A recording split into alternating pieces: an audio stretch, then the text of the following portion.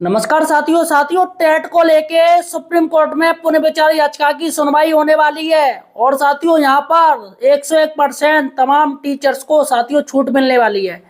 साथियों सबसे बड़ी बात है कि आखिर वकील कौन है, किस राज्य की तरफ से कौन सा वकील लड़ रहा है, किस संगठन की तरफ से कौन सा वकील लड़ रहा है, ये जानना आपके लिए काफी जरूरी है। साथियों आज हम आपको बताने आ रहे हैं कि रिव्यू पिटीशन की सुनवाई कौन कौन से वकील करने वाले हैं और कितनी रिव्यू पिटीशन फाइल की गई है। और सबसे बड़ी बात है, क्या सच में 28 अप्रैल को रिव्यू पिटीशन की सुनवाई होगी या नहीं होगी, या फिर से नई डेट दे दी जाएगी। जिस तरीके से 24 थी, 24 से अब 28 दे दी, क्या 28 से भी कुछ और डेट दी जाएगी? क्योंकि साथियों जो सजल देव वर्सेस त्रिपुरा मामला है उसमें डेट टू डेट मिल रही है, तारीख पे तारीख, तारीख पे तारीख, तारीख पे तारीख, 5 तारीखें मिल चुकी हैं साथियों।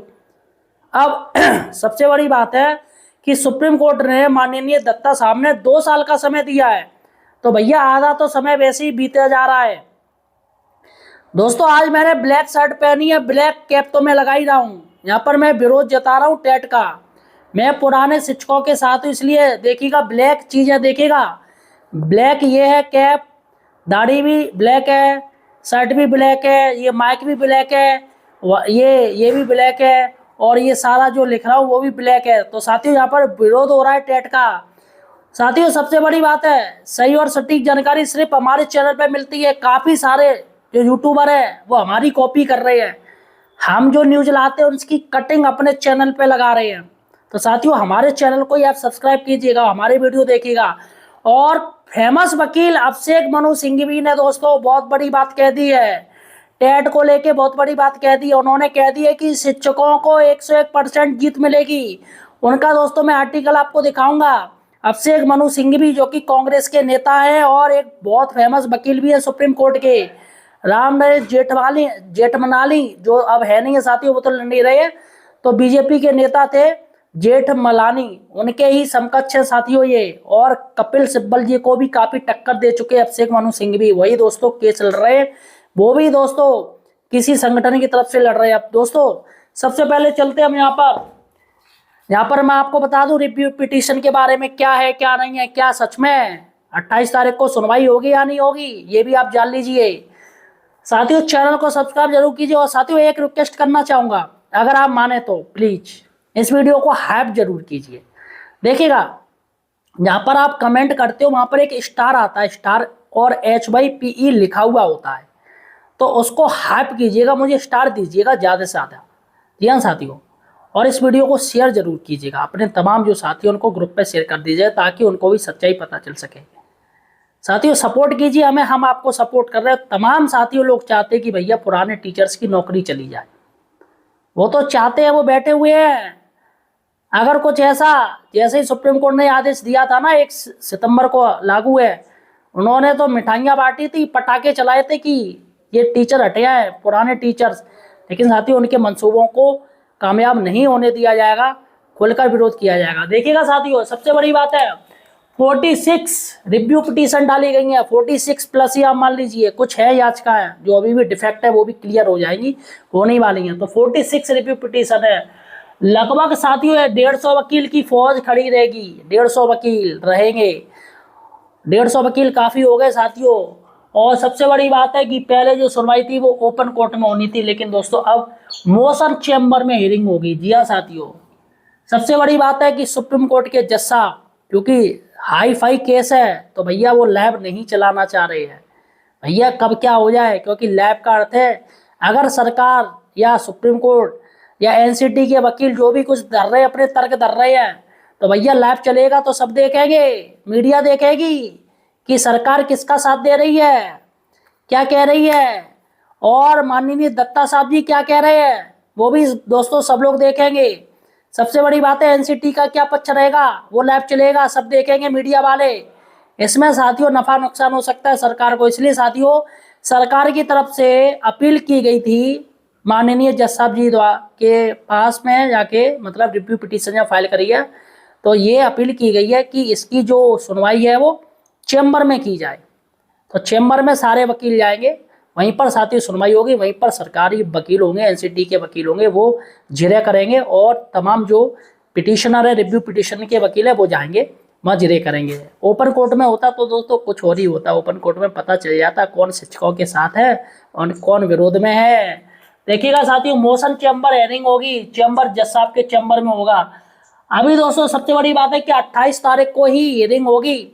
अभी दोस्तों इसका कोई आधिकारिक मेल नहीं आया है। देखिएगा जब भी कोई हियरिंग होती है उसका एक ऑफिशियल वेबसाइट से मेल भेजा जाता है। साथियों ये ठीक वैसा ही होता है जैसे आप एटीएम जाएं और एटीएम में आप पैसा निकालें तो आपका पैसा ना निकले और बैलेंस कटने का मैसेज आ जाए।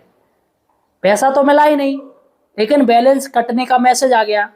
तो वही साथियों 28 तारीख को एआई जनरेटेड की गई है, लेकिन साथियों अभी उसका मेल नहीं आया है। जब तक मेल नहीं आएगा तब तक फाइनल नहीं होगा। तो यहाँ पर अभी एओआर की तरफ से जो रजिस्ट्री कार्यालय है दोस्तों वहां से कोई ऑफिशियल मेल नहीं आया है। तो 28 तारीख में भी दोस्तों अभी भी सस्पेंस है कि 28 तारीख को सुनवाई होगी या नहीं होगी। आखिर साथियों ये एओआर क्या है, तो एडवोकेट ऑन रिकॉर्ड, ये एडवोकेट ऑन रिकॉर्ड है और रजिस्ट्री कार्यालय से दोस्तों ये ऑफिशियल बिल आएगा। इसका भी नहीं आया है कि भैया हाँ ये सुनवाई होगी।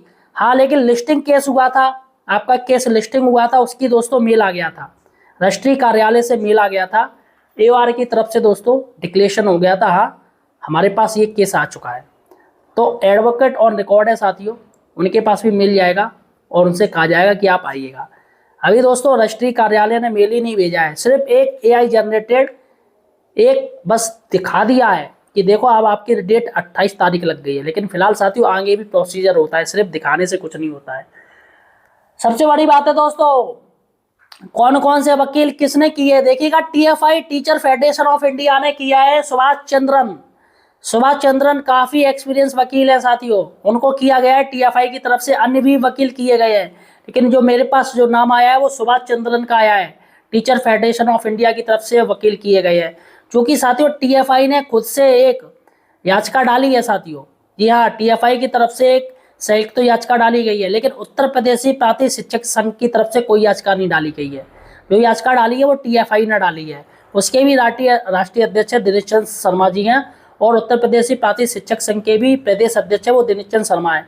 तो टीएफआई की तरफ से जो सुभाष चंद्रन वकील किए गए हैं और यूपी उत्तर प्रदेशी प्राथमिक शिक्षक संघ की तरफ से कोई याचिका नहीं डाली गई है, बल्कि इंडिविजुअल याचिका डाली गई है। वहाँ की तरफ से इंडिविजुअल याचिका है तो उनके वकील अलग हैं। तो यहाँ पर टीएफआई की तरफ से सुभाष चंद्रन, पी विल्सन दोस्तों तमिलनाडु सरकार की तरफ से जो वकील है वो है पी विल्सन, काफ़ी अच्छे फेमस वकील हैं। गूगल में जाके आप जान सकते हैं इनके बारे में, काफ़ी अच्छे अच्छे केस इन्होंने हल किए क्योंकि सरकारी वकील हैं। क्योंकि सरकार है भैया तो प्राइवेट क्यों रखेगी, उनके खुद के वकील होते। तो पी विल्सन है जो कि तमिलनाडु सरकार की तरफ से लड़ेंगे।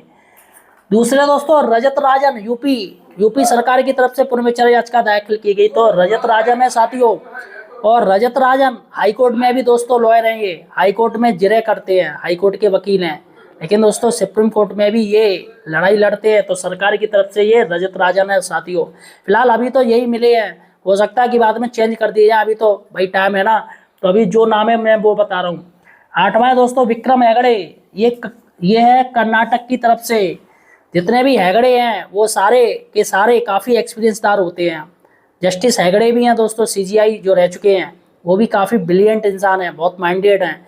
वैसे ही साथियों विक्रम हेगड़े जी भी काफ़ी अच्छे वकील हैं, काफ़ी अच्छे वकील हैं और इनकी जितनी तारीफ की जाए वो बहुत ही कम है।